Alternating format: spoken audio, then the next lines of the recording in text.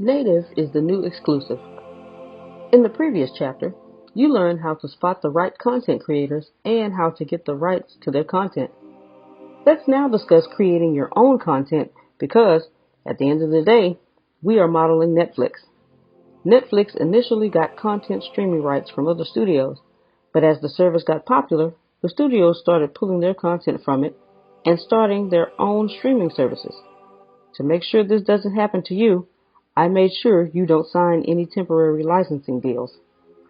However, Netflix too can sign perpetual licensing agreements with smaller studios, yet it chooses to create native content. Why do you think that is? It's because, at some point, you have to pay so much money to get the complete rights to someone's content that it is much more business smart to produce your own content. Netflix's CEO is not acting or producing his own content, but his company owns the content. And that's what I want you to do.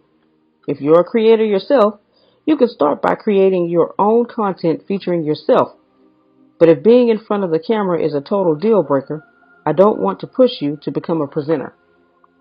Peter F. Drucker, the father of the MBA, used to say that most people spend their lives trying to be mediocre at something they are bad at instead of becoming excellent at what they are good at. You can have people who are naturally good at podcasting create content that you can own.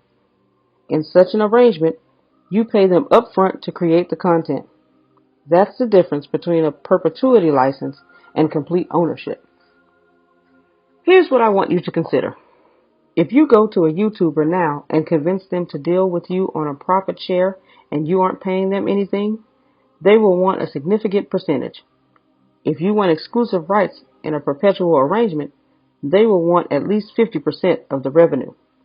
That may be fair in the beginning, but when you have hundreds of creators bringing their traffic to you, you will still be paying 50% of all that to one creator. And it will be a licensing deal even you can't get out of because it is perpetual. Own the content by paying upfront and offer revenue sharing for up to a month just to incentivize them to send their viewers to your platform. All in all, remember the difference between licensing and ownership and always prioritize ownership. The cheapest way to own your own content, especially in a podcasting type genre, is to create it. And the easiest way is to buy its exclusive rights by paying upfront. So you decide whether you prioritize ease or cost effectiveness. Either way, I implore you to develop your own podcasting and content creation skills if you have even a seedling of potential in the space. But if you don't, I recommend that you develop your content acquisition skills to make up for it and excel in that area. Either way, all is well if you own the content.